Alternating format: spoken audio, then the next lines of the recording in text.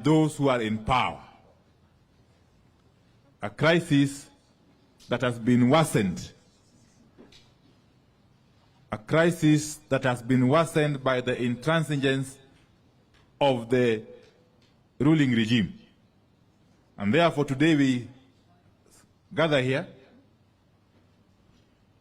to agree on the way forward, to navigate this crisis, especially the crisis which has been exacerbated by the offending Finance Bill 2023. So today we want to listen to our leader, give us direction on the way forward. Because as a country, for sure, we need a way forward that we cannot get from the clueless, rudderless Kenya Kwanza regime. So without much ado, and welcome, Your Excellency, Honorable Stephen Kalonzo Musyoka. Welcome. So, without much ado, allow me to welcome His Excellency, Prime Minister Raila Amolo Odinga, the leader of the Azimio coalition, to make his address. Thank you very much, ladies and gentlemen. Let's be upstanding as His Excellency comes forward. Thank you.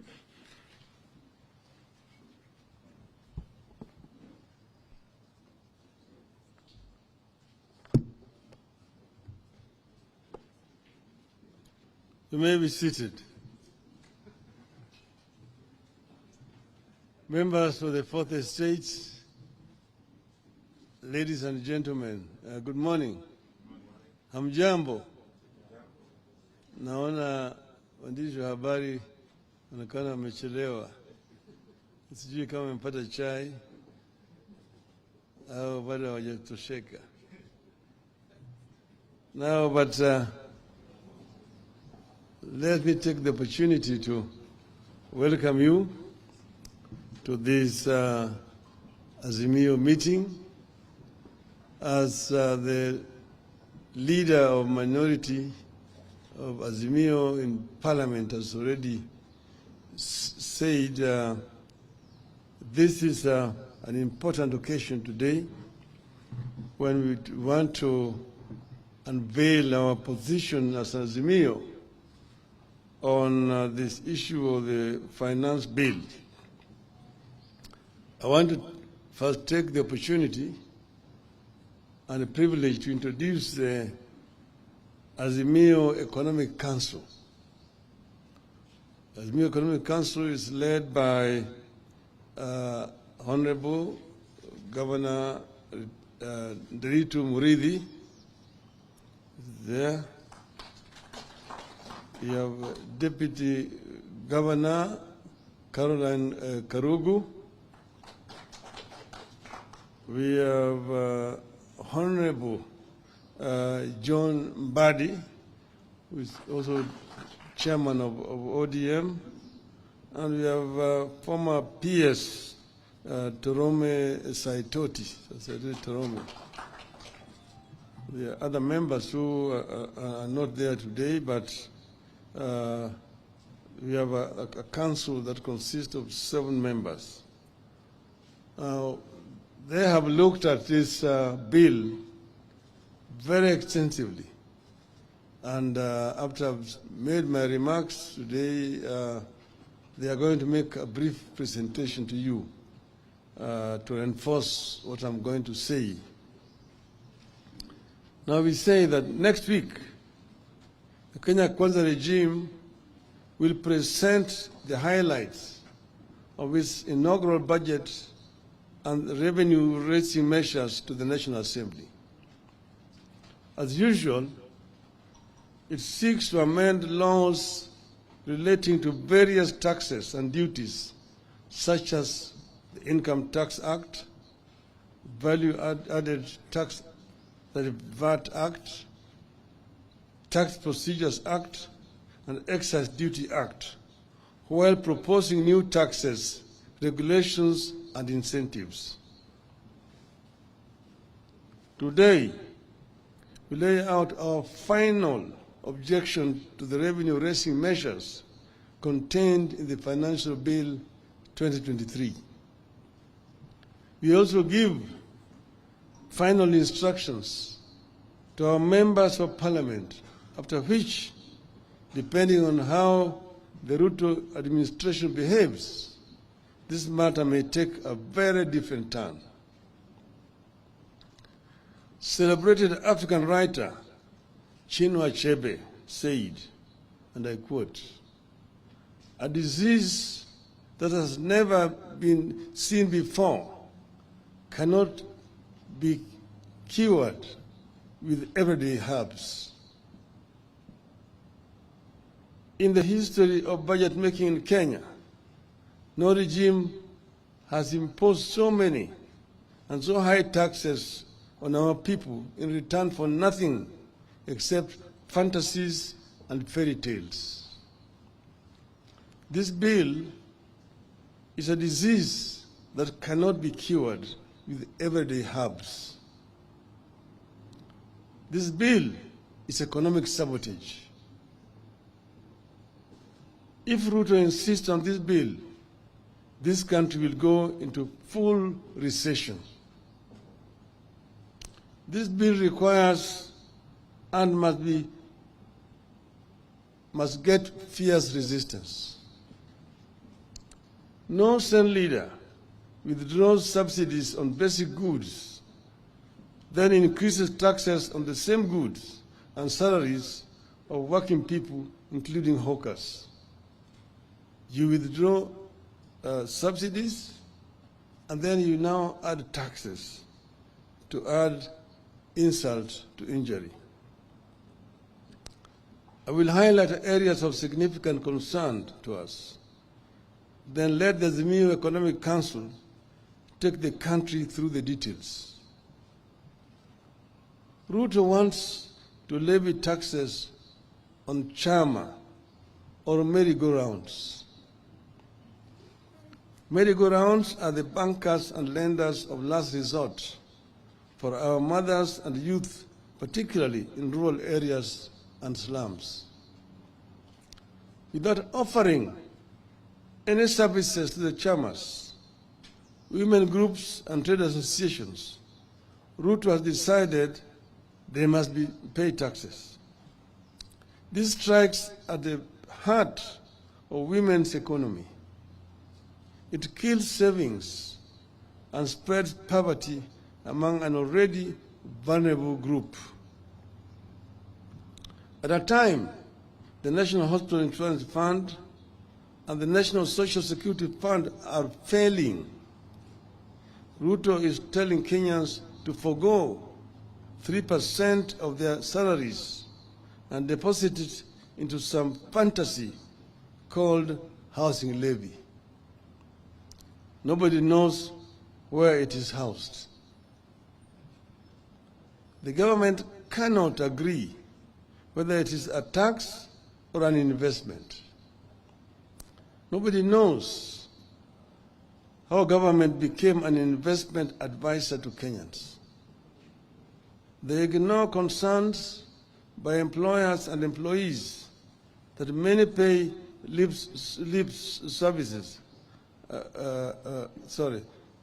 that many pay slips are already overwhelmed by deductions, loans, and lack of pay rise. They ignore concerns that this tax will increase business operating costs and force farms to relocate. Already some farms are relocating merely because of the high cost of energy in this country. It is cheaper to manufacture in Egypt and export back to Kenya. Look at the arrogance with which they want to raise turnover tax for businesses from the current 1% to 3%. They are targeting small businesses by reducing turnover of taxable businesses from Kenya shillings 1 million to 500,000. With this, any small business that sells goods and services worth 1,370 daily will pay a turnover tax of 15,000 per year, regardless of whether the business makes a profit or not. That sounds like a memo on how to kill businesses and the economy. Nobody now knows where the bottom-up economy went. The mama mboga, the boda boda, the juakali, the hustlers. Contrast that decision to increase taxes for small businesses and merry-go-rounds with Ruto's plan to scrap VAT on aircrafts and helicopters, a benefit that should be extended to small businesses is being extended to the rich who trade aircrafts. This is not bottom-up, this is top-bottom. Ruto promised to respect every job and its contribution to the economy. This does not look like respect for every job. The bill exposes a clear disconnect between Ruto's fantasy and the experiences of ordinary people. Hard-working people, like youth seeking to make a living as content creators and social media influencers for fun, fame, and money, are being slapped with a punitive 15% withholding tax. Ruto wants to impose a 316% tax hike on beauty products such as wigs, false beards, eyelashes, human hair, and artificial nails, among others. The beauty industry is a major employer, particularly of our women and girls who have been unable to find work elsewhere. Millions of young men and women eke a living out of saloons, spas, and barbershops. Those businesses face closure. Others will have to sack employees. Ruto and Kenya Kwanza are behaving as if cost of living is no longer a crisis in this country. Despite existing high prices, Ruto wants to impose 16% VAT on maize flour, cassava flour, and wheat flour. It gets worse when we factor in the proposal to expose agricultural pest control products, transportation of sugarcane, raw materials for fertilizer manufacturing, and fertilizers to VAT. The net effect is that costs rise again. From his fantasy world, Ruto wants to double the VAT on fuel from 8% to 16%. Palm prices will increase by 9 shillings per litre of diesel and 10 shillings per litre of petrol. The cost of goods, bus fare, and production will immediately rise again. Healthcare has impoverished millions of Kenyans. But Ruto wants to expose pharmaceuticals and medicaments to taxation by removing them from the zero-rated to tax-exempt list, targeted at the price of lifelong medication like insulin and those for chronic illnesses like diabetes and hypertension. After raising the cost of fuel, they want to raise advance tax on motor vehicles. Advance tax on passenger vehicles will increase from the current Kenya shillings 2,400 to at least Kenya shillings 5,000, and from 3,000 to at least 5,000 for commercial vehicles. trucks will now pay at least 60,000 shillings annually, up from 20,000 shillings. Obviously, the cost will be passed to the consumer, making matatu and taxi transportation more unaffordable. And woe unto you if that vehicle ends up in an accident. Ruto wants to treat insurance compensation as income and introduce a 16% VAT on it. Insurance compensation will no longer be seen as compensation of what was lost. My car had an accident. The insurance company sends an assessor, assesses the extent of damage, which most of the times is under assessment. I'm paid compensation to go and repair my car. I have to pay a tax on that compensation. This I don't know what kind of arithmetic it is. It is the same story with per diems, mileage and travel allowance of public officers. Per diem will now be treated as an income and attract a 30% income tax.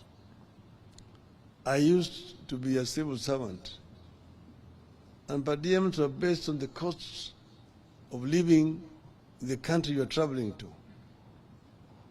That's why it differed from Tokyo, Oslo, New York, Accra, Cairo, and so on. And whatever you did not use, you are required to retire on return. Now it is an income that you must pay 30% on. You could go on, and it will be tax after tax.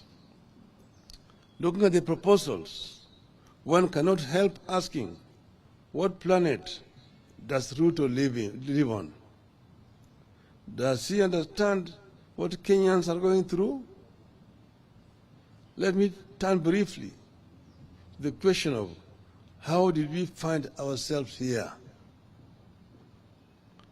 The official lie is that Kenya Kwanza inherited a broke country. The truth is, the cash crunch has been caused by economic mismanagement, wasteful spending, corruption, and the hiring of incompetent personnel. This worsening economic situation has been manufactured in State House and the office of the President in the last 8 or so months. Government's own data indicates that contrary to what Ruto promised and what he is saying, borrowing has gone up instead of coming down. But strangely, the cash crunch continues. In September 2022, when Uhuru Kenyatta officially handed over to Ruto, Kenya's total debt was 8.701 trillion. I repeat, 8.701 trillion. Of this, 4.33 trillion was external debt, while 4.366 was domestic debt. As at March 2023,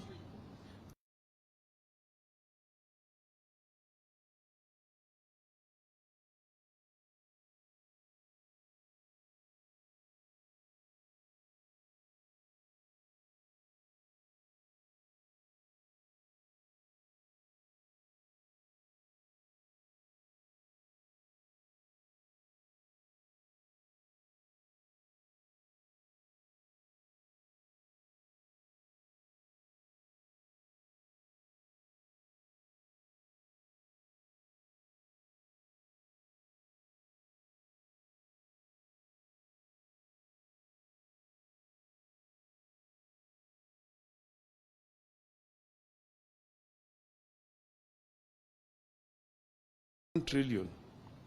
External debt was at 4.209 trillion, while domestic debt stood at 4.192 trillion.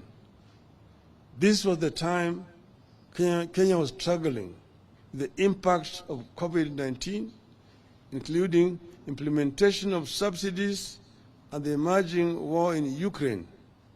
But our total debt was still lower than what Ruto has incurred in 6 months' time. Kenya Kwanza has borrowed more than any other regime. They have removed subsidies, raised taxes, but the cash crunch has continued. They cannot pay salaries. They cannot disburse money to schools. They cannot disburse money to counties. They cannot disburse money to the elderly. They cannot finance the National Hospital Insurance Fund. And nearly all major infrastructure projects have stalled. Where is the money going? It is being stolen and being spent on wrong priorities to massage Ruto's ego. And that is not all. Quietly, Ruto is trying to change the country's debt ceiling from the current absolute number of Kenya shilling 10 trillion to a moving number of 55% of GDP. And right now they are trying to bring an amendment in Parliament that will remove the parliamentary authority to sanction increase of debt. The debt level is already 60% of the GDP. To beat that violation of the law, Ruto wants to force an amendment to the Public Finance Act to allow the National Treasury and not Parliament to set new debt ceiling. Which is why we are calling on Kenyans to reject excess taxation to finance wasteful expenditure. It is urgent that we bring Ruto back to earth because he lives on another planet. As this bill heads to the National Assembly, we must remind Ruto that excessive taxation is stifling growth. We must tell Ruto that when people have to park cars at home because of cost of fuel, it is bad for the economy. We must tell him that when Kenyans postpone traveling up country because they can't afford fuel or fare, it is bad for the economy. We must tell him that when people choose to stay indoors because they want to spend less on expensive goods, it is bad for the economy. And you must tell him that these things are happening now, here in this country. Rather than burden Kenyans, we want Ruto to undertake the following. 1, stop duplication of county roles and responsibilities. In the proposed bill, budget for health is growing by 35 billion shillings at the national level, yet health is a devolved function. 2, adopt a zero-based budgeting.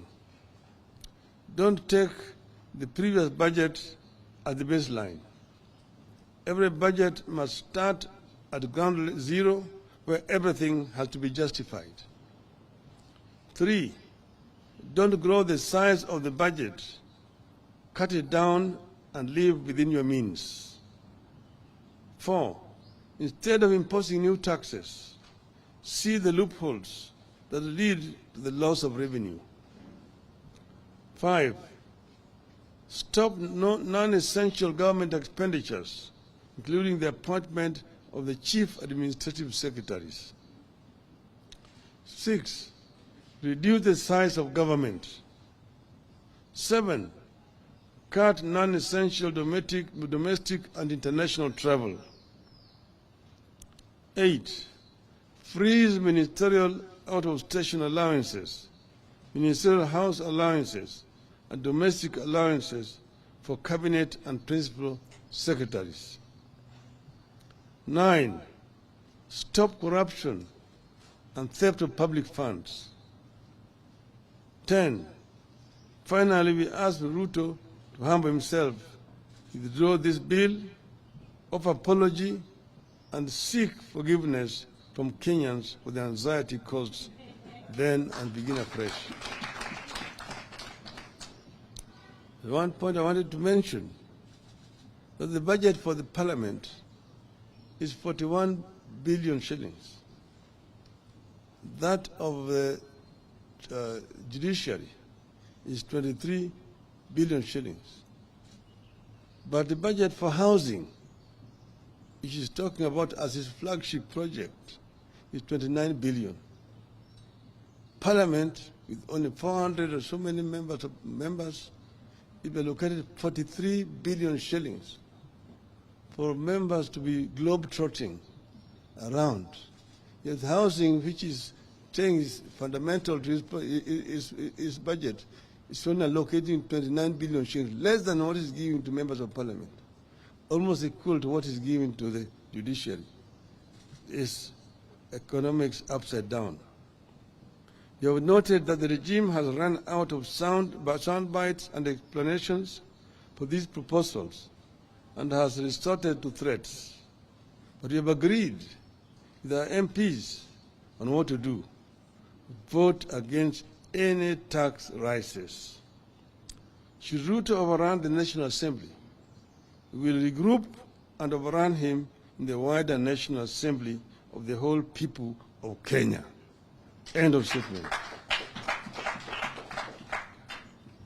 So, we welcome Madam Martha Karua, who just joined. I would now like to invite the chair of the Azimio Council, Honorable Deritu Murithi, to take over from here. Welcome.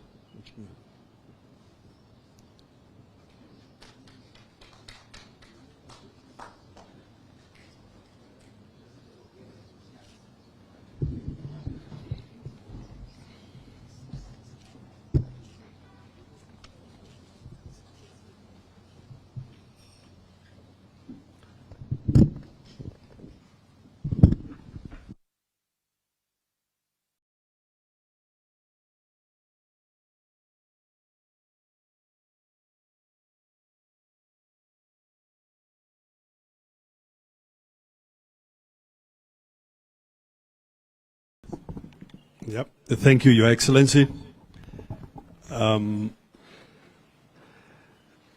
Excellency Raila Amolo Odinga, Your Excellency Martha Karua, party leaders, honorable members of Parliament for the state, ladies and gentlemen. But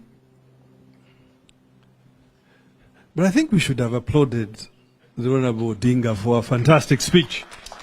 Thank you. So my colleagues and I will simply point you to, if you will, specific clauses, because the Honorable Right Raila Odinga has already given to you the broad strokes and highlights of what is going on. So we'll just go into it, and we'll share the presentation with my colleagues. And at the very end, there will be an opportunity for members of the Fourth Estate to ask questions. Now, well, look, I know some other commentators will say, you know, how do you finance, development that you do have to tax? It is true. I mean, budget is an expenditure, and then you finance it through taxation measures and through borrowing. The difficulty, of course, is that if you tax your economy beyond what is practical, then actually it collapses. If you borrow beyond what your means or what you should borrow, your economy similarly collapses. So we'll just take you clause by clause on what these taxation measures are and explain briefly what the impact of each is. As you've all know, the bill is or looks at 5 broad areas: income tax, withholding tax, value-added tax, excise duties, and miscellaneous fees and levies. Now, it's important to remember that income tax is supposed to be a tax on income, and we'll come back to this point briefly. So let me start with turnover tax. So clauses 9, clause 24B propose to increase turnover tax from 1 to 3%, and also bring down the threshold from which you start to pay. And the threshold comes down to 1,370 shillings. Basically, if you have a kiosk around the corner selling tea and mandazi, if you sell 1,370 shillings per day, then you pay 3% of that. You can also think about it. I know many of people in the city take a taxi, like Uber or Bolt or Rittle or whatever. This is 2 taxi rides. If you take a taxi from here to there for 500 shillings on his return or her return journey, then she'll probably already begin to pay tax. The point about turnover tax is that you are taxing the top line. You are taxing somebody whether they make a profit or not. And really, we should be looking at taxing income, not overall revenue.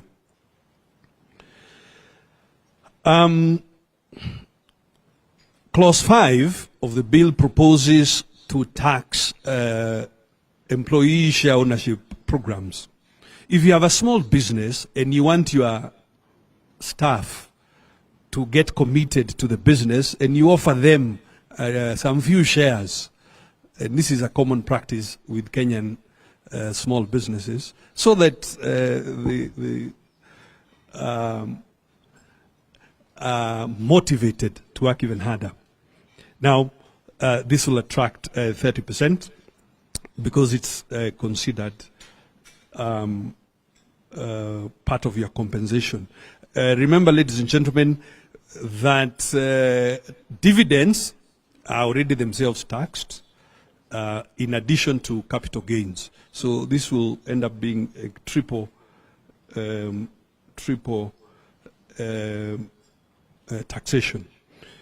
And you will see in the bill that the valuation, determining what is the value of these shares that this small business has provided to the employees, is up. The determination is up to the commissioner, which therefore leaves room for abuse. The bill also proposes to tax at clause 24 to increase the rate of tax from 30 to 35% for those who earn 500,000 or more, so-called high earners. In most jurisdictions in the world, corporation tax is either higher or at the same level as personal tax. So it's not in many places where you will find that the employee is taxed at a higher level than the organization that they work for. But this is what is proposed at clause 24, moving from 30 to 35%.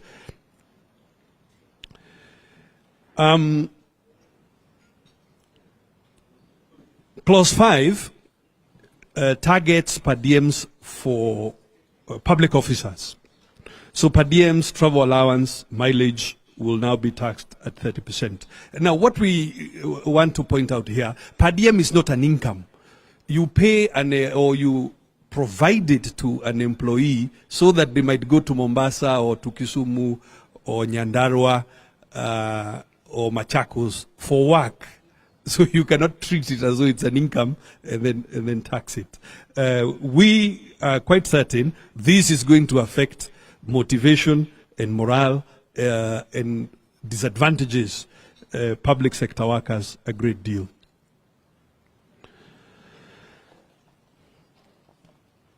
I want to talk briefly about withholding tax. Now, the current level of withholding tax for professionals, if you are an architect, an engineer, a consultant in economics and so on, is 5%.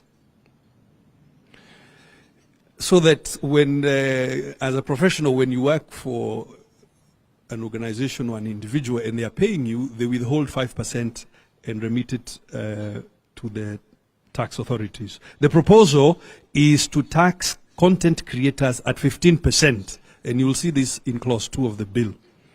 Now, this is, of course, quite discriminatory.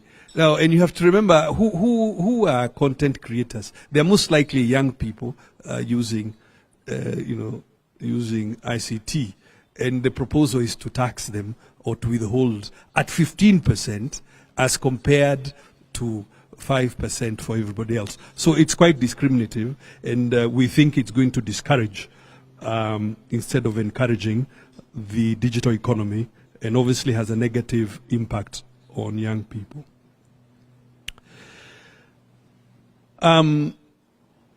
Clause 10 and Clause 24 propose to tax digital assets. Digital assets, cryptocurrency or non-fungible tokens. But let's talk about cryptocurrency like bitcoins. And the way you can think about it is the same way you think about dollars or euros. You have businesses that are called forex bureaus that buy and trade currency. You don't tax them or for the volume that they have sold. Instead, you check whether they have made a profit and you tax the profit. What is being proposed at clause 10 is to tax the bitcoins at 3%. So you are taxing the person whether they have made a loss or not, which we should not be doing. I think, well, maybe I shouldn't say that, but I suspect some people, yourselves here for the state in communications, perhaps you moonlight in DJing services and so on. So you will not escape if this bill passes. Clause 24 proposes to tax promotional services at 5%. So, for instance, if you went to an event like this and you are, providing the service of being the master of ceremony, and then you're paid some little token, then that token is going to be charged at 5% withholding tax, and you will find this at clause 24 of this bill.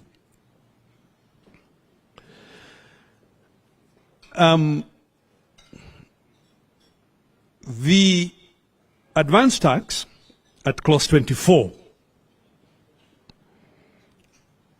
and the proposal, of course, is to increase this advance tax on saloon vehicles, on buses and minivans and trucks and so on. And the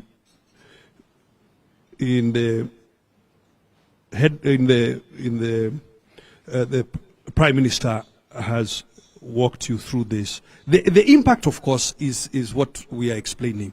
If this proposal passes, a normal truck will now be paying 60,000 instead of 20,000, and this obviously is going to affect all goods because all goods are based on transportation services. Reflect on, again, the people who do, who offer taxi rides on various ride-hailing services. Those vehicles that are then used for this purpose they will be now paying 5,000, which is about double what they are paying now. And I want to encourage my colleague, the Honorable Bandi, to come up and help me with the balance of this presentation. And as I said at the end of the presentation, we will welcome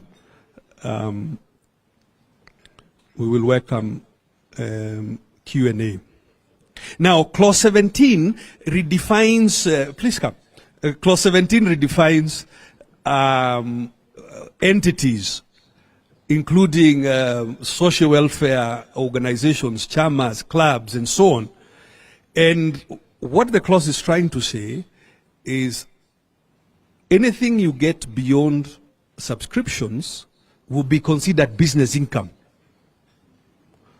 So now in your, and as the Prime Minister has explained, around the country, in every village, women, men, young people organize themselves in chamas and merry-go-rounds.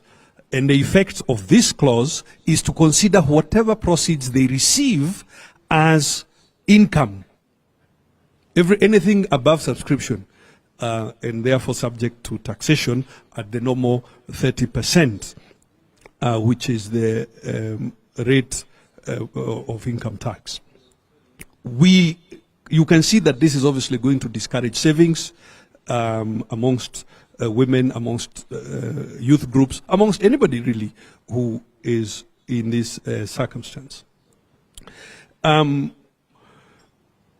The last one, so that I invite Honorable Badi, is capital gains tax. Clause 26 proposes to introduce, in fact, not enhance, capital gains tax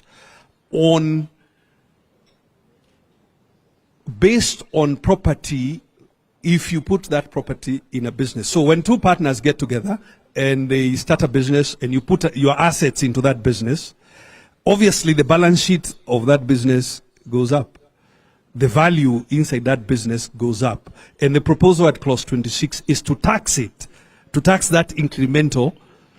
I can see Professor Naituli is looking at me. Let me re-explain. What I'm saying, Professor, is like this. If Professor and Mheshimiwa Wajakoya decide to start a business and you each put an asset in that business, obviously the balance sheet of that new business goes up by the value of the assets you've put in there.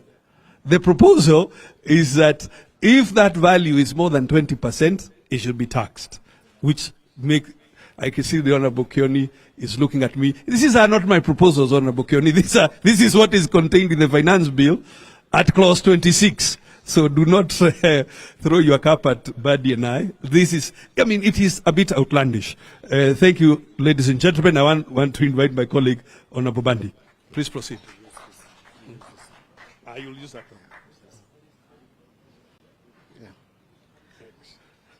one. Thank you very much, Your Excellencies. At times, I know when people start engaging on issues, finances, sometimes we find it boring. I'll try to make it a little bit more interesting.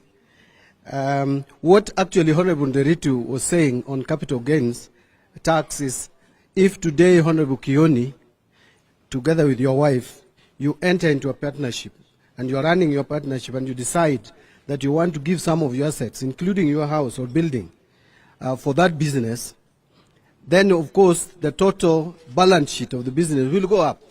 And if that increase is more than 20%, the Ruto government is telling us that that must now be taxed. So that is a simple explanation of that. But I want to now focus more on VAT. Kenyans have just been talking about one aspect or one particular amendment to the VAT Act, and that is the amendment that is touching on fuel and petroleum products. which is found under clause 28. Yes, the proposal is to increase that from the current 8% to 16%, something that we defeated a few months ago. And now, if that happens, obviously, then the cost of transportation in this country will be high, whether it is individual transportation or private transportation or transportation of produce, agricultural produce to the market, it will increase. That will definitely increase the cost of basic commodities. It will also affect the cost of construction. And that is where we find the disconnect between Ruto's policies. In one way or the other, they are talking of affordable housing. In another, they are taking away that by making the cost of construction very expensive, because there will be transportation of materials to the various construction sites. But that is not the end. If you go to clause 30 of the bill, clause 30 of the bill is the one that the Prime Minister talked about, the insurance compensation. Yesterday, I watched my colleagues struggling to mislead Kenyans, the chair of the Finance Committee, trying to say that this one is only touching on those supplies where input VAT had been paid, and now there is an accident, maybe fire has burnt the business, and so you are being compensated, and so you could claim input tax twice. You know, interestingly, I want us to engage our minds to this. First, this MP was trying to think the law, but not what is in this bill. What he was saying is thinking the law.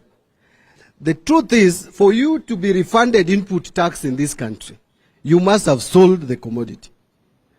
So, before it is sold, you cannot be refunded input tax. So, something that is burnt has not been sold. And there is no insurance company which will compensate you at the selling price. They will compensate you at the cost at which you acquired the commodity. So what he was telling us was simply playing with our psychology. What is provided in this bill is that if you get compensation, that compensation will be taxed at 16%. That is the truth. And that no one can run away from that.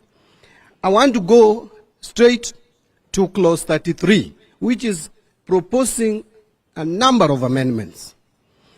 And I will start, interestingly, ladies and gentlemen, Ruto has been telling Kenyans that why don't you praise me for the 20 items that have now exempted. But most of those items that he's talking about were actually zero rated. Presently they are zero rated. Now they are being moved from zero rating to exempt. And you are telling us we should clap for you. Unless these people have not really fully briefed President Ruto, I think he has not been properly briefed. For those who may not know, or those who don't understand the difference between exempt and zero rating, the simple explanation I would give you is that exempt commodities zero rated commodities are cheaper because you are allowed to claim input tax. In exempt, you cannot charge VAT, but any VAT that you paid on what went into adding value to that commodity is claimable. In exempt, it is not. I want to give a very simple example. The table in front of you. If that table is exempt from tax, VAT, what it means is if you are selling the table, you will not charge VAT. But any VAT that you paid on wood or timber that was used to make the table, nails, glue, all that is still subject to VAT. You will not claim that tax. But if it is zero rated, apart from charging zero tax when you are selling the table, you will be allowed to claim any tax that you paid for the nails, for the wood, for the glue, and anything that went into the manufacture of the table. Therefore, what I'm saying in a nutshell is a zero-rated commodity is cheaper than an exempt commodity. What Ruto is doing is transferring many of those items from zero rating to exempt. And you can find that under clause 33. You read it together with the original act. That is the problem that I find with the Kenya Kwanza leadership. They are reading the act without, the bill without the act. So if they are told that pharmaceuticals, for example, are now exempt, they celebrate, they start clapping, not knowing that pharmaceutical products are currently zero rated. And I will mention now what some of those items. One is the maize flour, another is the cassava flour, wheat flour. And we are asking, what is the problem with Kenya Kwanza with unga? They just want to make unga expensive to this country. Are they discouraging us from eating ugali? Or they should tell us. If they don't want us to eat ugali, they should say so. The other item that was initially zero rated, now is going to be exempt, is under clause 33, pharmaceutical products, more particularly insulin. I think the Prime Minister talked about it. Now treating diabetes will be more expensive. Hypertension, and many of us, and the stress that we are going through as a nation, a higher percentage will go through hypertension than experienced previously. Now is the time to make treatment of hypertension should even be more cheaper. The agricultural sector, fertilizer, and you know I was in a studio this morning with the deputy leader of majority, and he was saying that agricultural products like fertilizer are going to be cheaper because the fertilizer and the fertilizer manufacturing raw materials will now be exempt. I was telling him, you know, you are just showing your ignorance to the people of Kenya. Do you know presently it is zero rated? And now you are taking it to exempt. And you want to cheat Kenyans out there that you are making the cost of agricultural product, agricultural sector, the input for farming, cheaper. You are subsidizing fertilizer, but you are making it more expensive. Construction of materials for tourism sector and recreational facilities are now going to be vatable. They are not presently. Eco-friendly cooking gas is now going to be vatable. Construction of specialized hospitals. In fact, I met a bishop as I was walking out of the studio. He was going to talk about cancer, and he asked me, what should I say? I said, you go and tell Kenyans that we are suffering as a nation. We can't treat cancer because we don't have specialized hospitals. If we get investors who are ready to invest in specialized hospitals to treat cancer and such ailments, presently the materials they use in construction of the hospital facilities would be zero rated. What Ruto is telling you, that must stop, because we don't need to again subsidize or support agricultural products. I want to proceed very quickly because I know time is not on our side. Honorable Nderito has talked about it. If you are doing all this, one would expect you, then you're taxing the poor like this, that you tax then everybody. But those who are able to afford helicopters, and we are not very many in this country, that one you help by reducing or removing them or exempting them from paying VAT. Let me go to excise duty. Mobile money transfer. We are aware and we know that most Kenyans, especially small traders, the most used mode of transacting is mobile money transfer. I am sure almost all of us here have sent money this morning. Why is Kenya Kwanza government increasing excise duty on mobile money transfer from 12% to 15%, but reducing bank transfer charges or excise duty on bank transfer? What is the rationale? Where is the priority? Who do we think about? Who do we consider? Is it the common person or the elite? The beauty supplies, I think the Prime Minister has exhausted that. I don't want to go to that. But we all know what that means. On imported cement, the issue we have, fine, you can protect. There is excise duty of 10%. You can protect the local economy. But there should be harmony in government policies. If you have set in providing houses, it is imagined that the construction of houses is going to be on upward rise. Therefore, you must make raw materials cheap. This is not the time to interfere with duty on cement, because you are going to make cost of construction more expensive. Why don't we start? Then we see our local demand. If the local demand is not so high that we don't need to import cement, then we can go ahead. This is not the end. This is not the last finance bill. Every year we will have finance bills until Jesus comes. This country will have, as long as it exists as a country, we will have finance bill. Let me quickly, I don't want to go to others. I think we have given you, unless there are more questions. I wanted just to talk about two more things. Something that Prime Minister has touched on. You know, as we were very busy, they call it noise.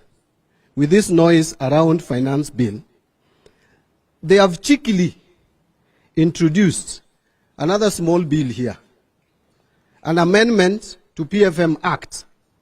And what they are doing, and I want to agree with the Prime Minister, you know, first, they are now changing the system of setting the debt ceilings from the absolute number, which is 10 trillion now, to what we may call pegging it on GDP. And they are saying 55% of GDP. That is the proposal. But they already know presently that already our debt stock is at 60% of GDP. And they know it will not make sense because you are putting it at 55, it's already at 60. So they have come up with an amendment. And this is Public Finance Management Amendment Bill 2023. This is the amendment, and I want to read it.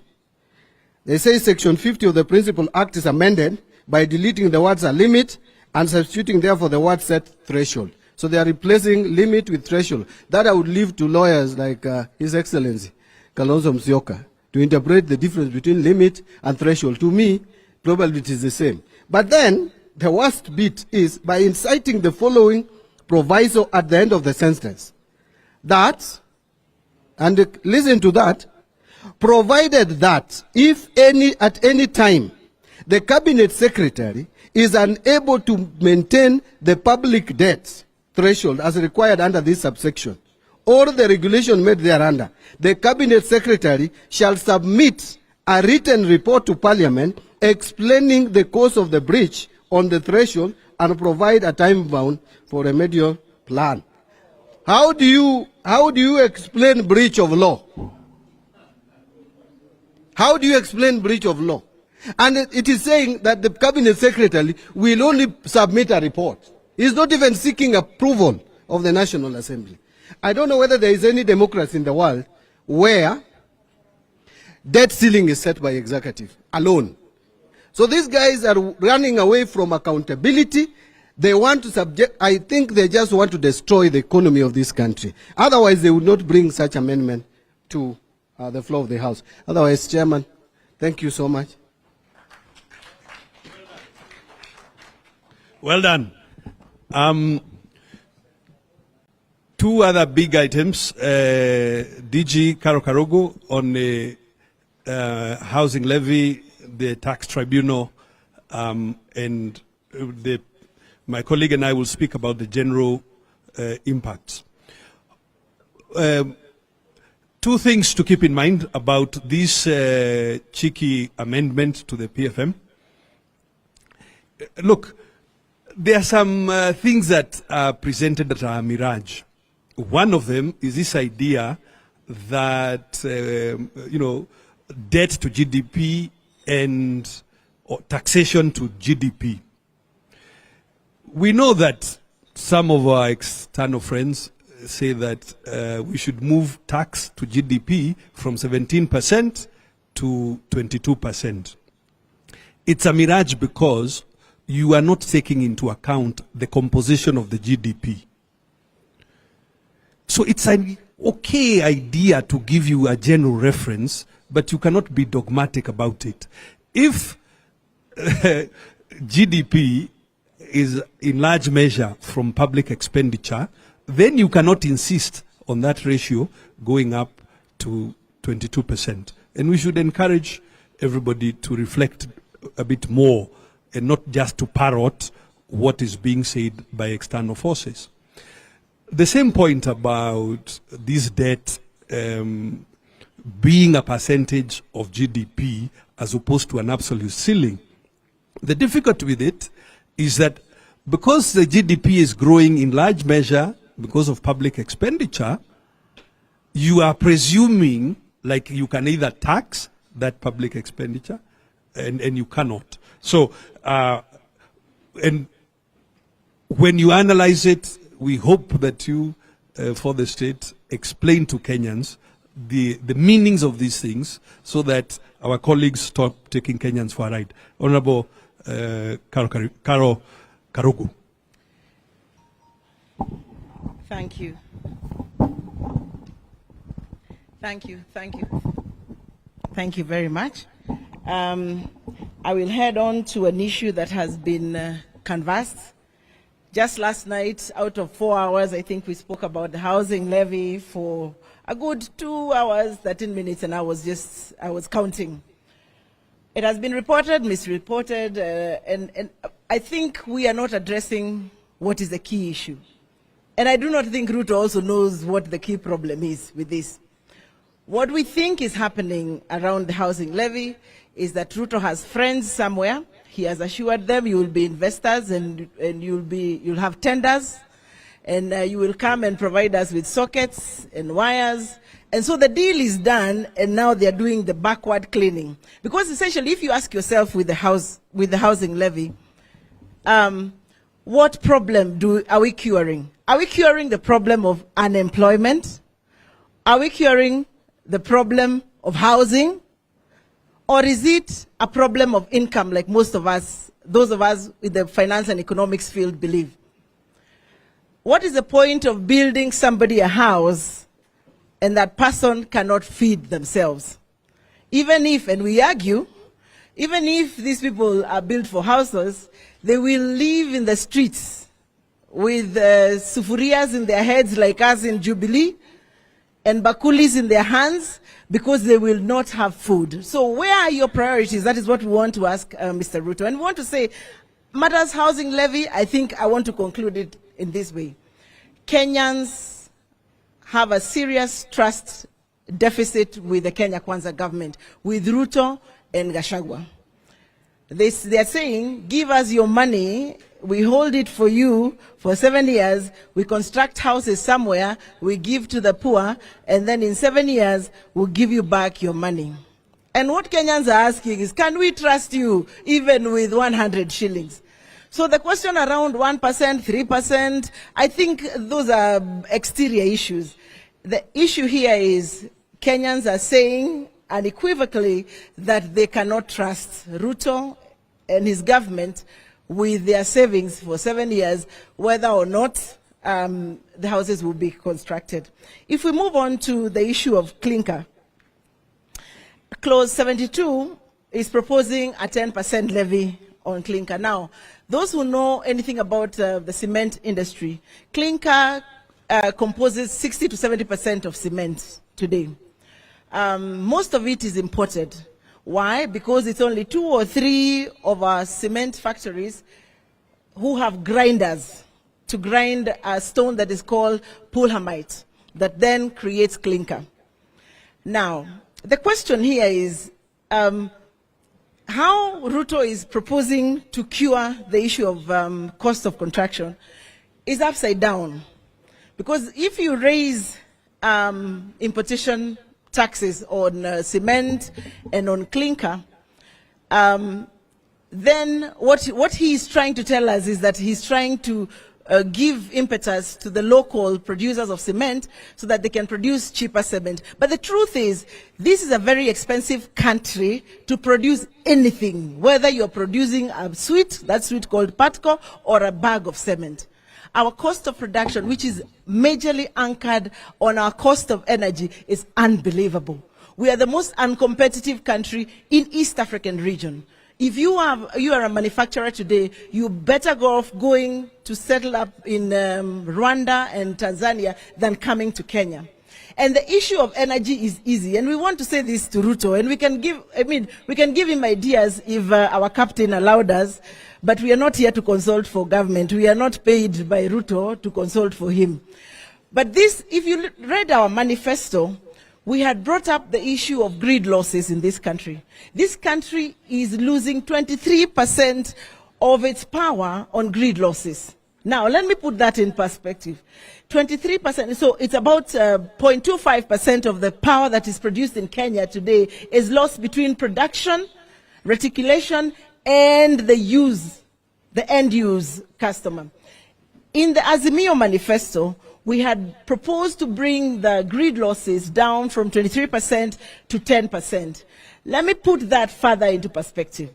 Every 1% drop on grid losses is 1.2 billion Kenya shillings. Every 1% drop on grid losses is 1.2 billion shillings saved that can be transferred to the end user. So it doesn't matter how much you raise the cost of you raise the cost of imports. What the government should be doing is ensure that producing locally is competitive, that bag of cement can be produced locally at a cheaper price to match the global and the East African market prices. But this obnoxious government is doing the exact opposite. The same is happening to iron rods and steel bars and craft. Let me spend some time on craft. Craft is the paper that wraps unga. I want to be like my colleague, Honorable Bandi. I do not know what Ruto has with unga. Unga has been hit from left, right, and center. Whether it's VAT, whether it's the actual production of the maize plant in terms of fertilizer and inputs, whether it's the milling, that milling is being hit by, the high cost of fuel, whether it's the transportation between the miller and the shop, the transportation costs, I think Baba has said that very clearly. The trucks that are transporting are now going to be paying 60,000 shillings as opposed to 20,000 shillings per ton, which was what was going on. Now, unga, the paper that wraps unga usually is imported. This there's a proposal to impose a 10% duty on the wrapping paper. So who will bear this cost? It is you and I who are the consumers of unga. Once again, we want to ask, what problem do you have with unga, Mr. Ruto? Let's go to leather. The industry of leather in this country has shrunk over time. And this is because a lot of rawhide is smuggled out of this country. In fact, the experts are telling us we are losing 70% of our rawhide to China through some smuggling process out of this country. So what Ruto is proposing in clause 67, in clause 62, is that he will impose an export levy, on rawhide. So what will this then do is that it will increase, the impetus of people exporting, rawhide. So what does it then do to our tanneries? We have 9 tanneries. They are working, I'm told, at about 30%.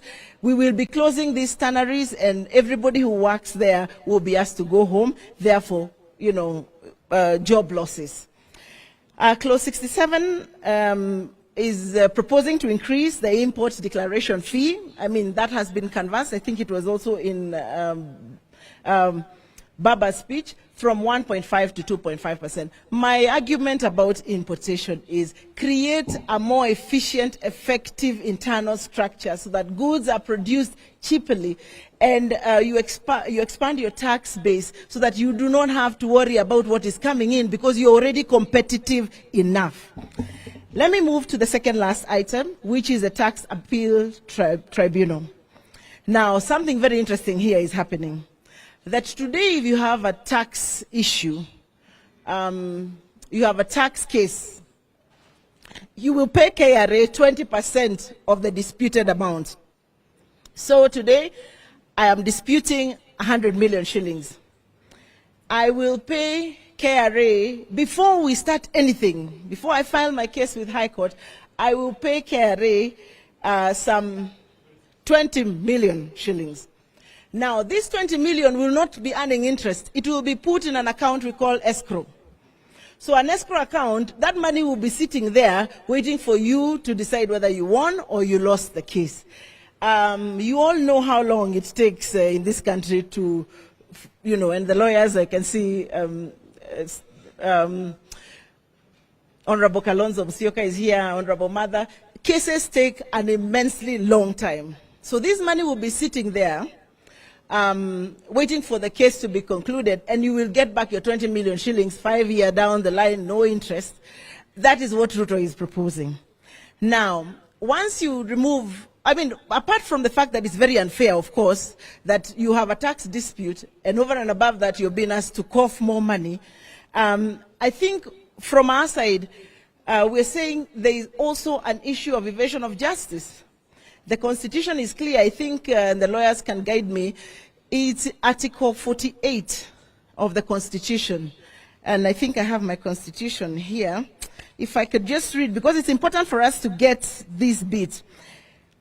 It's about access of justice.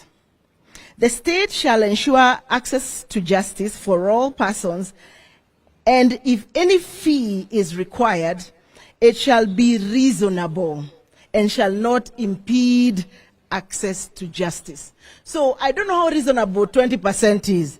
If you ask me a reasonable fee, should be in the decimals, in 0.001, 0.002. That is a reasonable fee. But 20%, Mr. Ruto, by no means is not a reasonable fee, as is prescribed by our Constitution. Last but not least, we talk about the Tax Procedure Act, and this one is extremely interesting. Just like we see in the entire bill, we see Ruto safeguarding his friends. So if you are a friend, I think what he has realized is a lot of his friends have issues with taxes.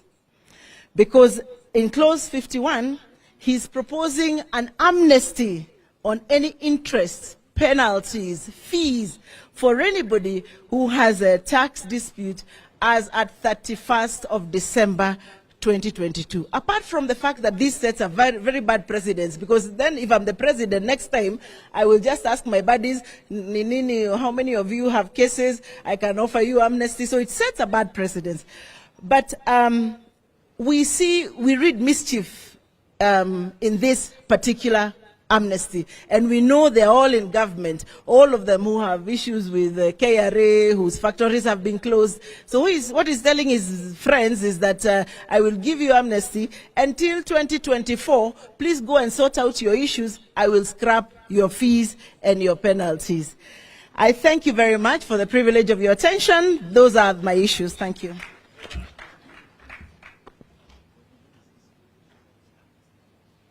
Thank you. Well done.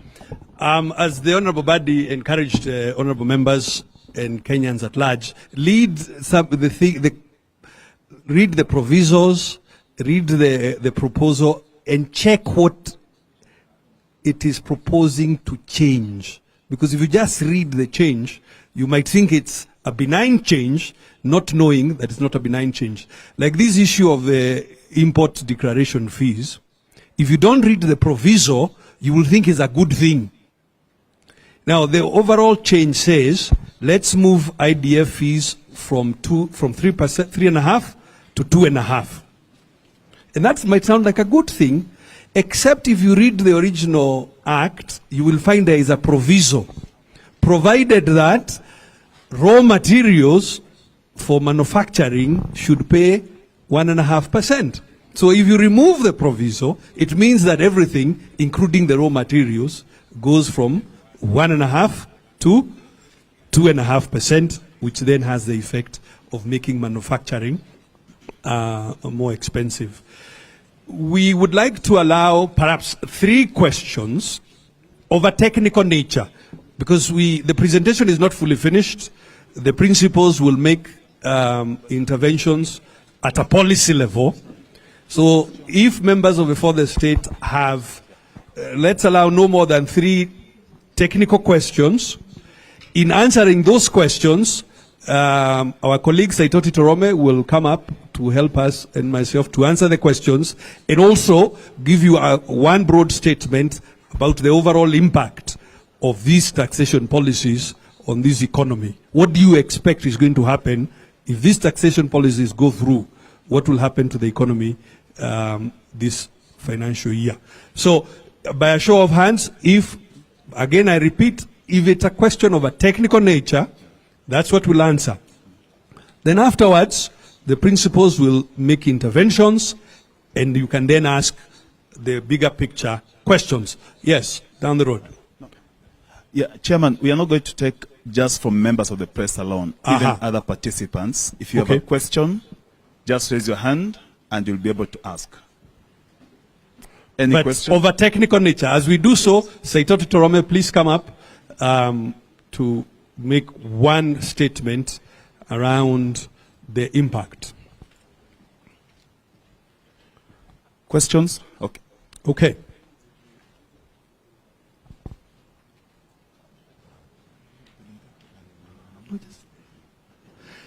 Well, thank you very much indeed. It would appear we did a fine job in explaining the intricacies. So thank you very much indeed for that. Saitoti Torome, in one sentence, what's going to be the impact of this taxation on the Kenyan economy overall? Thank you very much, Governor Mureithi. Mine is only to state one point. Since this debate of the finance bill started, there has been a lot of emphasis on the cost of living.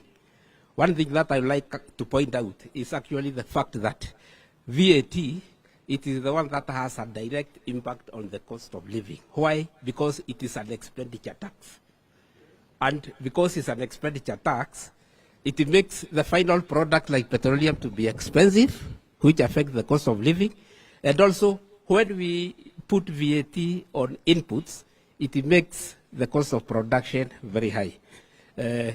Deputy Governor Karua has just said about how it will affect our economy. And it is actually true, because God are the days, and you will agree with me, when you used to say that Kenya is a blue-eyed boy where all the foreign investors are attracted in Africa. It is no longer the case. Many African countries have opened up their economy. Tanzania is there, it has got a lot of resources. Rwanda, Uganda, even DRC now is a member of the East African Community, and South Sudan. So when we make the cost of production in our country very expensive, we will not be able to attract foreign investors, and our economy will not grow. And even to mention that, I can see Honorable Oparanya is there. He actually used to be the Minister for Planning and Vision 2030. If we make the cost of production in our country very high by imposing such kind of taxes that are in this finance bill, we will not be able to realize the dream of Vision 2030 because we will not be competitive. So we have to be very careful. And just as the Right Honorable Prime Minister said when he was making his closing remarks, when a government is confronted with a budgetary deficit, because this bill is actually trying to make sure that we don't have a deficit, there are two ways. You either increase revenue, you borrow from the public through central bank, or you can even lower the budget. So instead of focusing so much on raising taxes or revenue through taxes, why don't we focus even on the way we do budgeting? And I think that one has been explained by Derito Mureithi on how we can actually be able even to remove duplication and many other things, and then we address the issue of governance. I think I am always a person of very few words, and I think that is what I have actually observed. But the most important thing, this bill will make it difficult for us to realize the dream of Vision 2030. Thank you. Thank you very much indeed, ladies and gentlemen. May I turn it back to Majority Leader to help us with the balance of the presentation. Asante sana.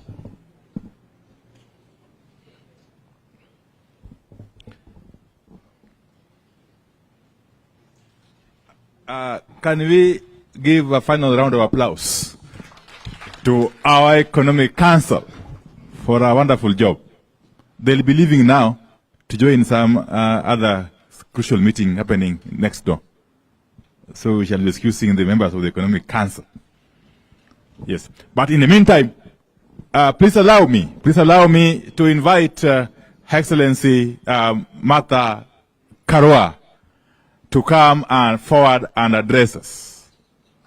Karibu sana, Mheshimiwa Martha Karua.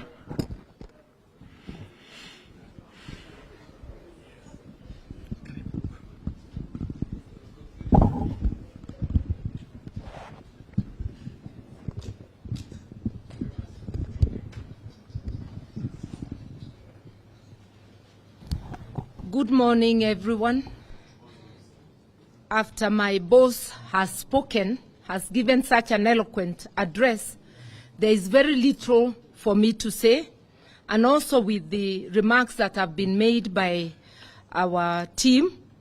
But I want to say that clearly the finance bill is an indication that the Kenya Kwanza government has waged an economic war against citizens, and especially the vulnerable.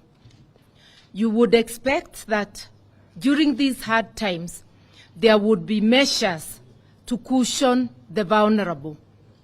You would expect that food items, critical items, you remember that Azimio has been on the forefront of asking for the lowering of cost of living, actually demanding for the lowering of cost of living. This bill is a contempt card on those demands because its net effect will be to push the cost of living upwards, as has been very eloquently explained. Once you raise VAT on fuel, there's a ripple effect on virtually everything. When you tax exempt things that were zero rated, once again, the effect is pushing the prices up of essential items such as medicine, critical medicine. That, with the current status of NHIF, it means the average person will not have access to critical medicine. And in Kenya, we say families are just one sickness away from abject poverty. So when you move critical medicines to exempt, tax exempt, and push their prices up, it means this bill is going to directly cause deaths, suffering and death to many Kenyans. It also means that food will be less accessible. Already, we have a crisis of people not being able to have meals on their table. With the joblessness, with the cost of living being up, Kenyans have been shown by the Kenya Kwanza regime that they are on their own. This is happening in a context where the expenditure, non-essential expenditure, for the office of the president, for the office of the deputy president, for the prime cabinet secretary, luxury items, they have pushed the budget up for travel, the example being led by the office of the president. They have pushed the amount for purchase of non-essential items, fuel, gasolines. Cars are not an essential, especially if they're just discarding cars they found that have not lived that have not done their time. Just because you have come in, you buy new vehicles at a time our economy is in crisis. They talk of austerity measures on one hand. On the other hand, they are lavishly spending like there is no tomorrow. So just a look at what is happening. If you look at the finance bill as against the budget proposals, because the increase in expenditure is well captured in the budget proposals, it is quite clear that Kenyans are on their own and that this is a cruel and caring regime which does not care at all if Kenyans die of hunger, if children fail to go to school, or if people die because they cannot access medical services. I would urge, especially our Azimio members of parliament, as you debate, let us not be hoodwinked to concentrate only on the issue of the housing fund. This bill has so much poison in it, which needs to be unpackaged to Kenyans, item by item. And here there can be division of labor, because no single person will have enough time, whether in the media or in parliament, to analyze all the sections of the bill, so that we unpackage this as easily as we can to Kenyans, so that the Mamamboga knows and the artisan that their targets of punitive taxes, I'm using the word punitive, when you start charging turnover tax to people whose income is less than 2,000 shillings a day, because they are aiming at people who are earning 1,300 for taxation. That's a person selling mandazi or chapatis on the roadside. These are very, very punitive measures, and this is something that should be resisted. And if the Kenya Kwanza government goes through with it that they have threatened, Kenyans must get ready to take action, remembering sovereignty is in their hands. And without much ado, I'll call upon my brother, His Excellency, Dr. Kalonzo Musyoka, even to offer greetings. Much has been said. You are not being asked for much, just greetings. Asante. You done it so well. I didn't want to add anything because our brother Raila put it so well, so eloquently. I think this has been actually a learning experience for a lot of us. And I want to thank our Economic Council team. Now Kenyans know the difference between zero rating and exemption. And that is where the big lie is. And I think that has been unpacked, thanks to Honorable Badi and the colleagues. Last Sunday I was in a church somewhere in the river, in Mulolongo. And I spoke about the skepticism at my level with people wanting to rush to court. Everybody is within their rights to rush to court, but we have also heard from our sister Caroline Karugu on the provisions of Article 48. My brother, who is also a very good friend, Wajakoya, will probably agree, and Martha, denying people access to justice as unconstitutional. So some people rushed and said Kalonzo is supporting the finance bill. My media team did a very good job of that disinformation. So you can see the level of panic. People are panicked because they're doing the wrong things. So, as I said, we are ready to go. Our teams are very well. A leader in Parliament is here, a leader in the National Assembly, and the leaders, of course, the matter is not going to the Senate, so it's all National Assembly. So, Wandai and the teams, I'm sure you are equal to the task. You want me to call some other friend? Yeah, I'll probably call my brother, Governor Wairia, who has lived through this. But before you come, Wairia, it appears to me, over and above all this, taxation, there's also the Kanjus. You know, the county governments are also doing their own taxation. So look at it. That's why I said you cannot develop an economy this way. And those who have been following even the debate on debt ceiling, for me, I find that completely unacceptable.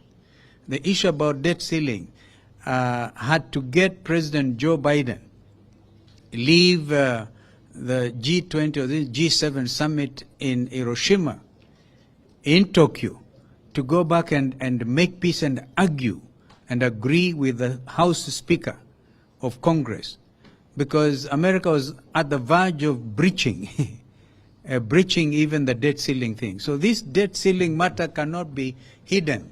It must be brought to the fore so that Kenyans will know you cannot extend the debt ceiling without the full involvement discussion of Parliament. So hiding it under some funny clause that we just been told, I don't know who made that presentation, that the cabinet secretary responsible for finance can just go and lay on the table some information, and then the country then assumes that all is well. So I think in a nutshell, we are in a crisis, and we need to be able to accept that this is a crisis matter. And then, as my brother said, the conclusion was very clear. We give it to the public court. I don't know whether it's you, Kioni or Wanjakoya or Mwangi. Mwangi, you had stood. As I said, I had nothing useful to add.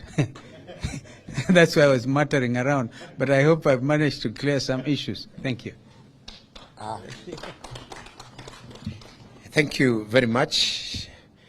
I think from a broader sense, we need to look at this budget vis-a-vis the commitments which Kenya Kwanza gave to Kenyans, because that's why they were voted into office. Because even as we get into the figures, there are some broad commitments which Kenya Kwanza gave, and they are supposed to be delivered through the finance bill, essentially.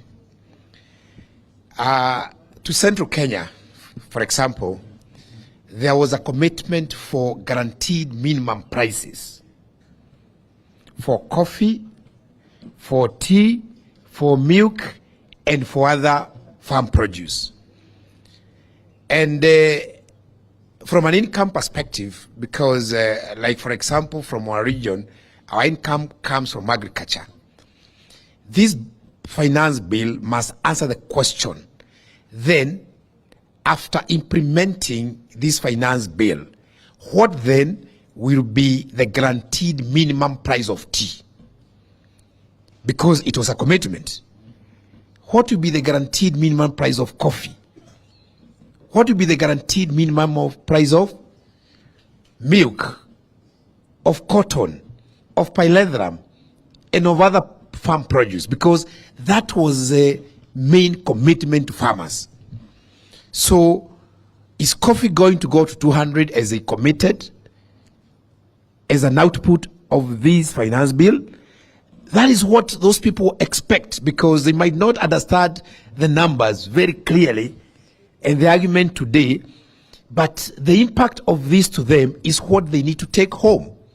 So Kenya Kwanza must tell us, out of this finance bill, then what will be the guaranteed price of coffee to Mount Kenya farmers, of tea, of milk, of rice, because that was their commitment. As we speak, tea attracts about 42 levies, 42 taxes. And when I was a governor, together with the governor of Kericho, we had actually gone to court, and the matter is still in court, trying to challenge the 42 levies against tea as a crop or as a sector. The matter is still in court. So those are the matters which this bill is supposed to be resolving for our farmers. But they're just giving us figures which are actually indicative of the fact that fertilizer is going to go up, the cost of transport is going to go up, packaging costs is going to go up. So when are we going then? How are we then going to get those deliverables? That is very important. They must tell, especially because I'm from Central and I'm not biased, and I'm speaking also for others, then what will be the price of the guaranteed minimum price of coffee to farmers? Tea, milk, cotton, that was a commitment. So they can do what they want, but then announce those prices as part of the finance bill. Lastly, this is not the only finance bill. We are going to have other 47 finance bills from every county. And because the model is the same, and the principle is the same, and the alignment is Kenya Kwanza, and this is a philosophy, it means we now expect worse bills from the counties. So how are we going then to marry the county finance bills and this finance bill and then say this is the overall burden to our people? Because this is half of the burden, or partial burden. So someone need to tell us then what will be the overall impact, because this is half the journey. There is another one which is going to come from the devolved system. What will be the overall impact to the average Kenyan of this bill? Because the other levies which are being discussed, and they have been encouraged, by the way, to make sure that they raise as much money as possible, because there is no money from Treasury.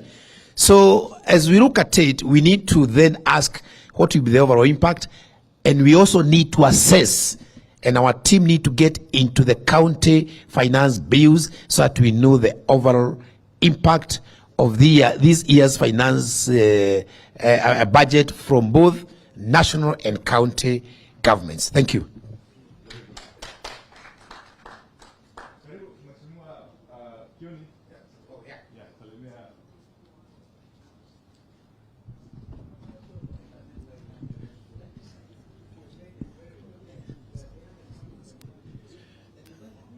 I think, to me, this is a Shakahora budget. We are all candidates for Shakahora. At this late, none of us can be able to add a kilo to our weights, because the cost of living is certainly going to be totally beyond the reach of all Kenyans.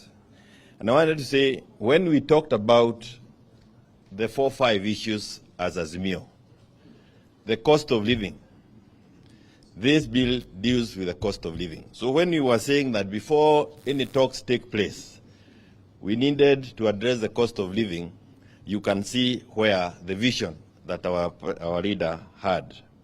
When you talk about the need to protect multi-party democracy, to ensure that parties within Azimio are not swallowed or collapsed, it's because if they are collapsed, then there will not be this voice on behalf of Kenyans.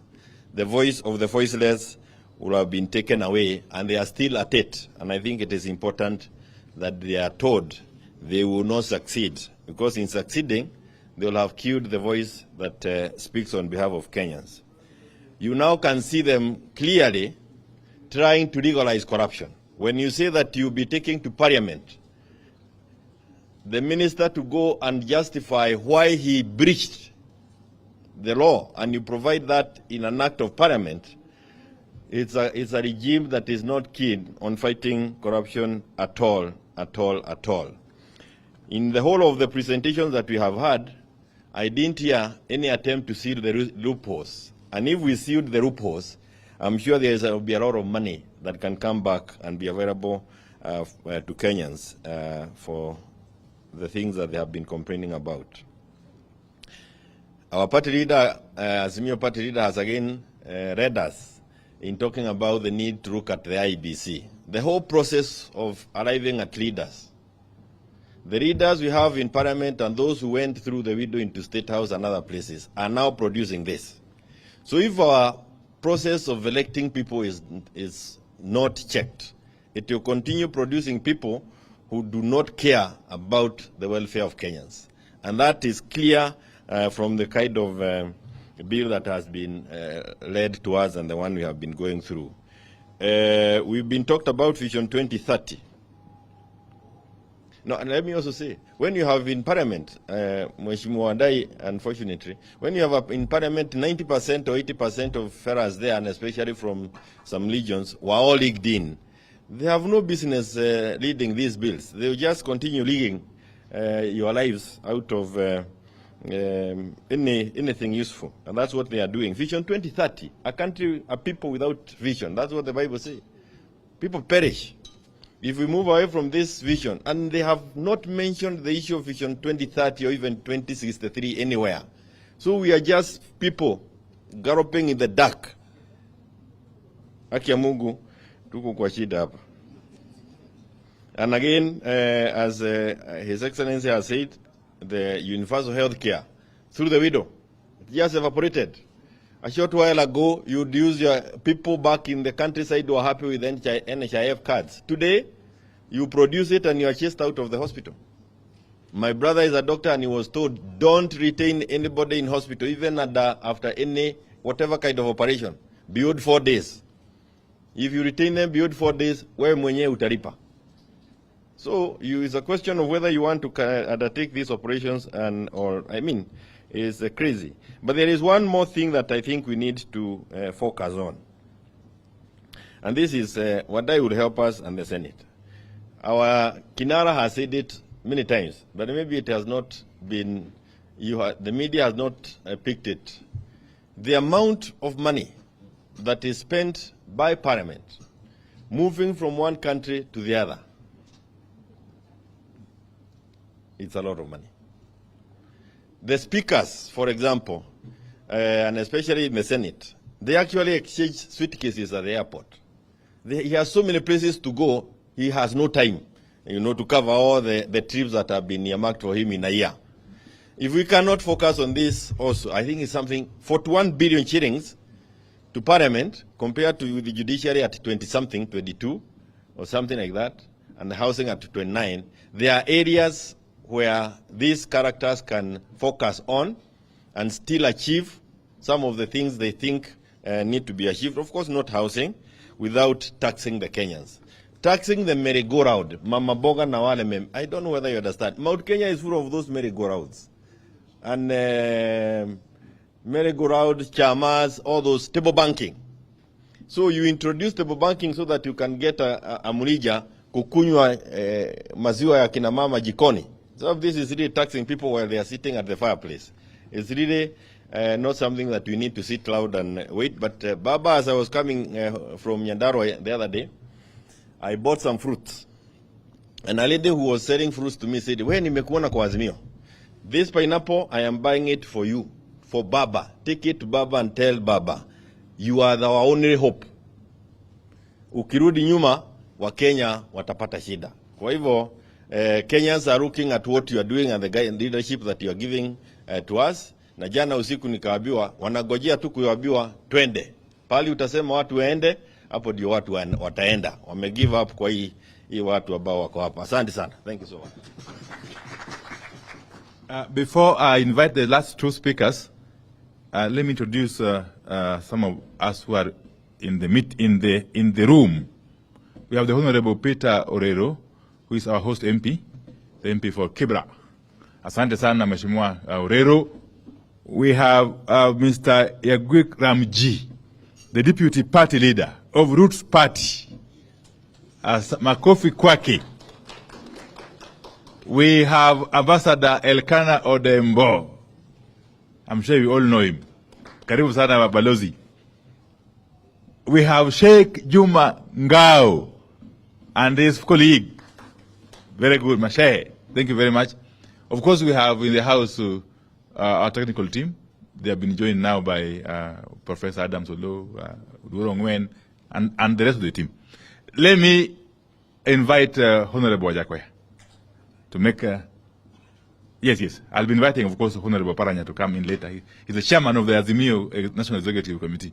Thank you. Baba Raila Amolo Odinga, Mheshimiwa Kalonzo Musyoka, Mheshimiwa Martha Karua, Mheshimiwa Governor wa Iria, Mheshimiwa Kioni, Mheshimiwa Paranya. I'll be very brief and I will not go to what has been said. I talk differently. When you go to a place, you don't repeat what others have said because they have made a point. Baba has made a point, the rest have made a point. I've looked into this budget. This budget is rotten. I'm not going to comment on it because it doesn't have things that matter. In Kenya today, with Gulalu Galana, which was 1 million acres of land, we had proposed as Roots Party before, we had proposed that we shall take 200,000 acres of land in Galana Gulalu and grow wheat for export. We'll not be having this issue of manuring, this issue of propositions of taxes up and taxes down. Bang does not need fertilizer. Bang does not need to be nurtured. It only grows for 4 months. But the reason why I'm talking of bank economics is the world has moved away from this miniature kind of budgetary system which are imposed by the World Bank, IMF, or Bretton Woods institutions. I, as a scholar of Bretton Woods institutions, that's law in economics, law and development, if you look at what Walter Rodney wrote, and I'm sure my friend Honorable Kalonzo is very much aware because he's a reader, Walter Rodney wrote of a phraseology that led to his death when he was a Guyanese living in Dar es Salaam at that particular time, of how Europe underdeveloped Africa. So we are talking of hegemony of development and undermining underdevelopment because they are looking at us and saying that Africans have no conscience. We have to develop them. If you look at Professor Yunus of Bangladesh, who is also a scholar renowned for women banking, cooperative women banking, a theme that has been taken over by Bangladesh, which is mixed with Islamic banking, that the World Bank has now borrowed that kind of paradigm, where banking is done from the locality of the women where they are found. And that's a story for another day. We will not be talking on this everyday budget, every day sijui nani amefanya nini. Kama tungepanda bangi for export and for economic development, not for smoking, we will not be having this kind of discussions every day. I speak very harshly because I am one of you. And I am one of you.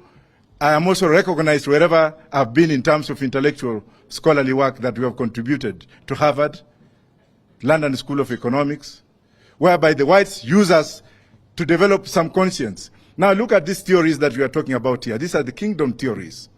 There are theories that are violating what we call kingdom theories, where they talk of the garbage can and the policies. Now here, what Ruto has done is that he has brought a policy to look for a solution. No, he has brought a solution to look for a policy. Instead of putting solutions together, and then you look for a policy, our system is upside down. And none of our leaders are thinking of this. Go outside the box, look at those Kenyans in the diaspora, ask them why they're working there. And Honorable Odemo is here. He was one of the best ambassadors we had when we were in the UK. He used to accommodate what we had. Let's look at what we can borrow from the diaspora. We have the brains outside this country that can come and develop this country. Let's look at the Museveni format, the formula that Museveni has used. None of us wants to talk about the Kenyans in the diaspora. We talk about ourselves. Somebody went to Kangundo High School, Nairobi University, worked in the ministry, went to live in Lavington. What kind of policy do you think this person can make? Thank you very much. Aya, makofi kwa Mheshimiwa Wajackoyah. Allow me now to invite the Honorable Wycliffe Oparanya, who is the chairman of the Azimio National Executive Council, and also the deputy party leader of ODM, to come and make closing remarks, really. And if there will be any questions, general questions, we'll ask the party leader to perhaps feed them. Thank you. Karim. Thank you very much, Honorable Wandai. I want to apologize that I came in late. I was late, so I decided to sit at the back because I was late. And it was because of other commitments that I had earlier that I could not skip. So I want to apologize. Now, what Jacoyo said that my brother, that we planned bangi for export.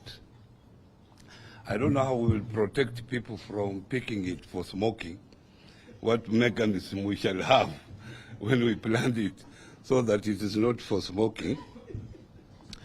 But let me tell you that one of the principles of taxation is simplicity. Simplicity is a key principle of taxation. And simplicity in two ways.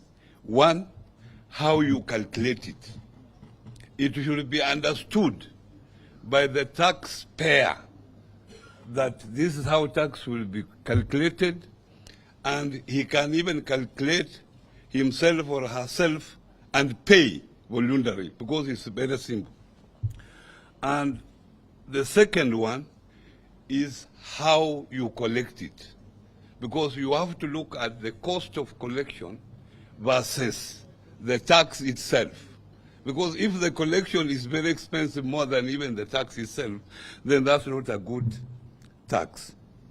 So if you look at this taxation, they are lowering the threshold for turnover tax.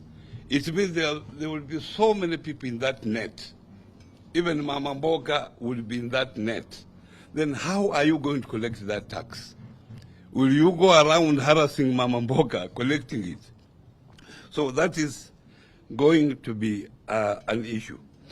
But ladies and gentlemen, remember, you are talking about Ruto, and I've said here even before, these are not Ruto's proposal.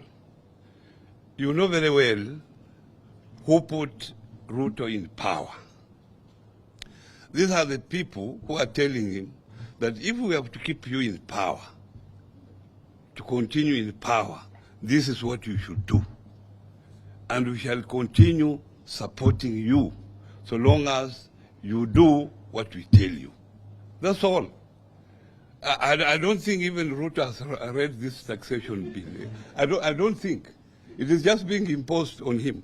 And as you go through it, remember that. Now, the finance, our economic committee was here.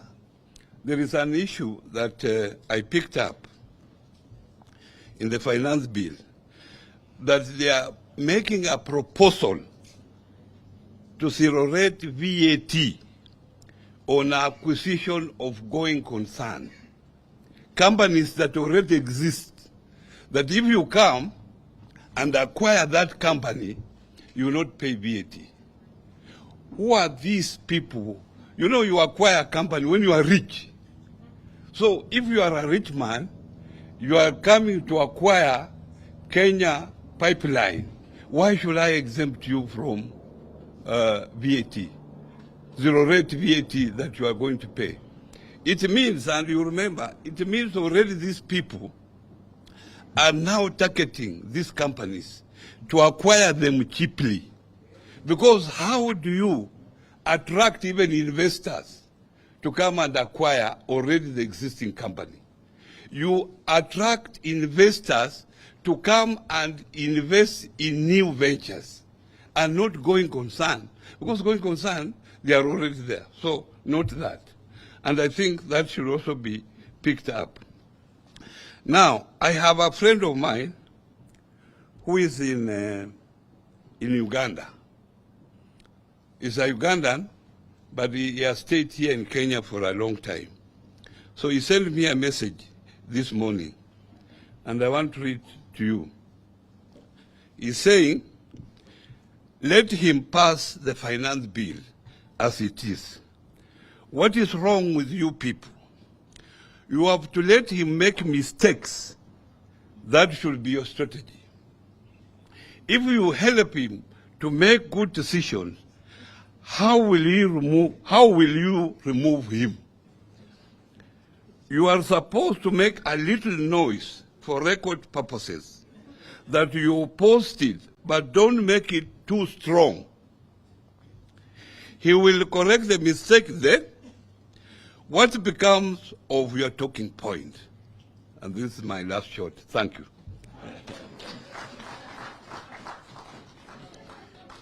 Your Excellencies, allow me, before I invite Sheikh Jumangao to make the final prayer, to say this, because the media have been asking if at all we are going to come up with any amendments. The answer is that a lot has been said about this finance bill, and the public has overwhelmingly rejected it. And in our view, this bill is flawed beyond redemption. So we are going to reject it in total. We are not going to propose any amendment to it. As Azimio, we have said time and again that there is still time to withdraw this bill and bring it back in a form that is responsive to the plight of the people, in a form that is acceptable. But our plea has fallen on deaf ears so far. So if this bill finds its way to the floor of the House in its current form, we are not going to make any attempt to propose any amendments to it. We shall be moving to reject it in total. And in any case, there has been the argument that if the bill is rejected, what will happen? Nothing will happen. Life will continue. Because as we speak, there is a Finance Act 2022, which is in place. If you reject this one, it will continue to work. And therefore, the notion that the matter of this Finance Bill 2023 is a matter of life and death is not true. It is simply a mere bill, which we have said is flawed, is not acceptable, is overburdening Kenyans who are already on their knees, and therefore the only logical thing to do is to withdraw it. And therefore, with those few remarks, let me invite the Sheikh Juma Ngao. Yes, as he comes, I've got an apology, of course, from the Honorable Wamalwa, Honorable Eugene Wamalwa, the leader of the DAP Kenya, who was elsewhere, though he's on his way, but he may come late. Thank you. Karibu Sheikh Juma Ngao. And you pray.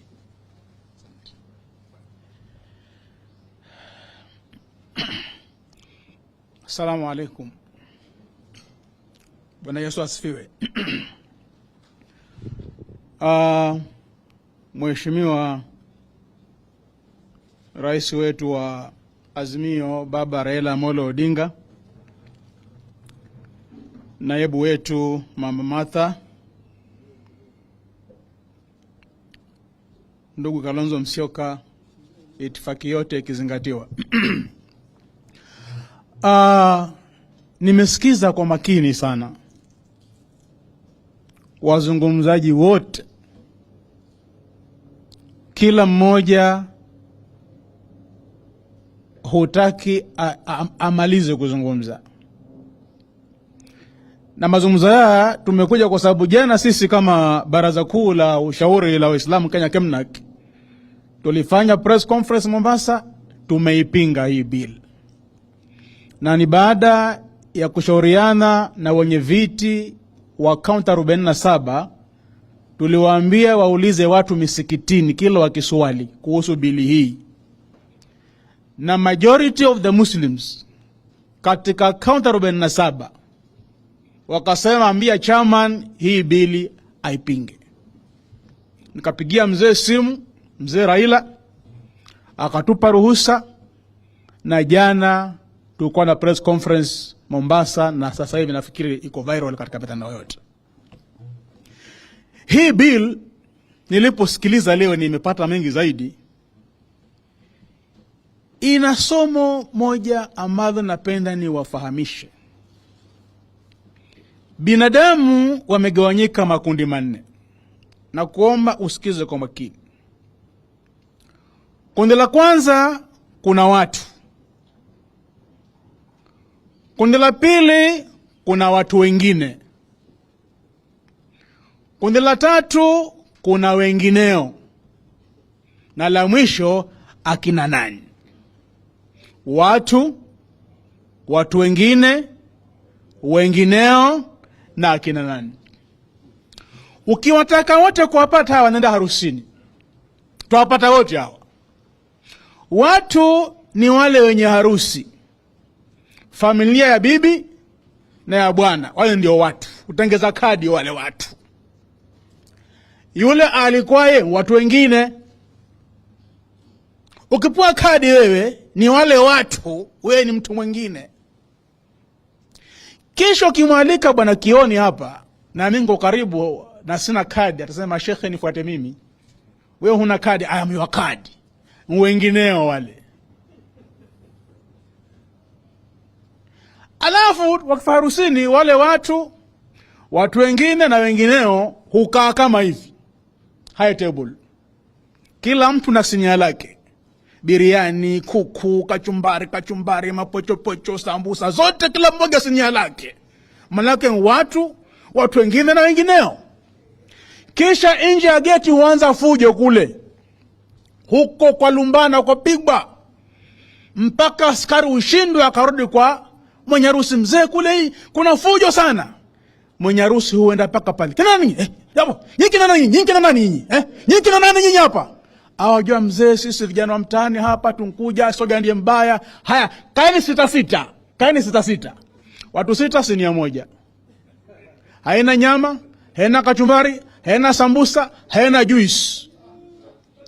Hivi ndivyo serikali hii imefanywa. Tumefanywa akina nani na Ruto, na bili hii ikipita tutakuwa akina nani zaidi. Sasa nikirudi katika theology, mimi si wakili. Utawala hauanzi sasa. Kuna watawala kwenye Quran na Bible wametajwa wa nguvu. King David alikuwa very powerful. Solomon alikuwa na nguvu nyingi sana, akitawala binadamu, majini, mashetani, wanyama, hata upepo. Akitaka ruka mahali, Suleiman anaweka mkeka, anaomba dua kwa Mwenyezi Mungu, anaruka, akifika anashuka. Alikuwa very powerful. Akaja Firauni.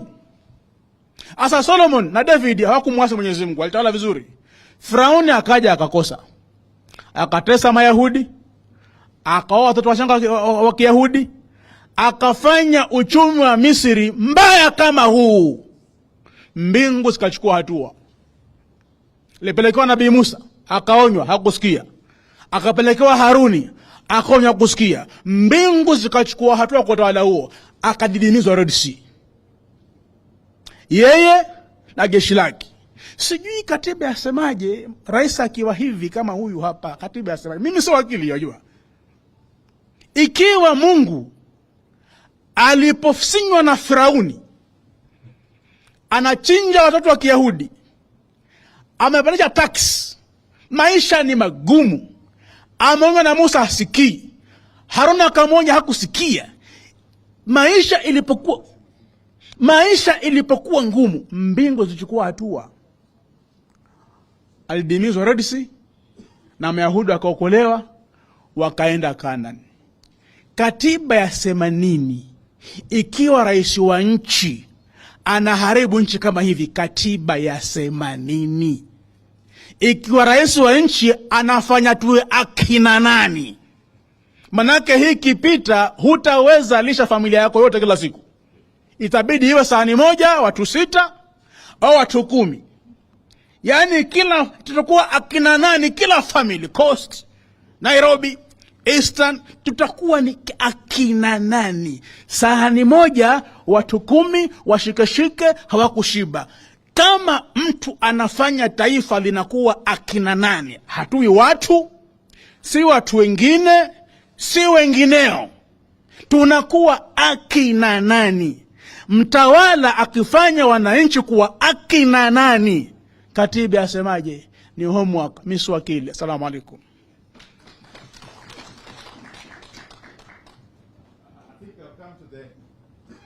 We have come to the end of this wonderful session. So unless there's some burning question, very burning question from the media, we shall be calling it a day. Yes? We are okay? No. They are okay, Phil. Asanteni sana. Mwenyezi Mungu awabariki. God bless.